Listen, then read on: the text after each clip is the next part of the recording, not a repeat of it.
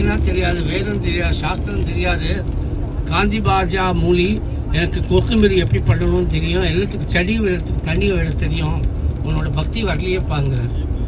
அவருக்காக காரணத்துக்கு போகிறோம். அதே மாதிரி இன்னொருத்தர் கூர்மதாசன், 2 கையும் கிடையாது 2 காலும் கிடையாது பிறந்ததுலேருந்து. அவர் 158 கிலோமீட்டர் பைட்டனில் அவரும் பிறந்தவன். பைட்டனில் பிறந்து இந்த கதையெல்லாம் கேட்டு கேட்டு கேட்டு அவர் மனசில் ஊறுறது, நானும் பண்டரி க்ஷேத்திரம் போகணும்னு. எப்படிடா அப்போ அவன் ஊரில் இருக்கிறவெல்லாம் சிரிக்கிறான். நான் உருண்டு போகிறேங்கிறார். உருண்டு உருண்டு உருண்டு வரார். இந்த ஏகாதசிக்கு வரணும்னா போன வருஷம் அவர் கிளம்புவார். அங்கேருந்து உருண்டு உருண்டு உருண்டு உருண்டு வருவார். இந்த ஏகாதசியை முடிச்சு திரும்பி போகிறதுக்குள்ளே 1 வருஷம் ஆகிடும்.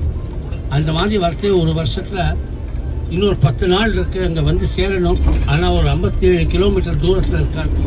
அழகார் பாண்டுரங்கா, நாளைக்கு விடிஞ்சா ஏகாதசி, உன்னை பார்க்க முடியலையே. பாண்டுரங்கன் அவருக்கு அங்கே வந்து தரிசனம் கொடுக்குறார்.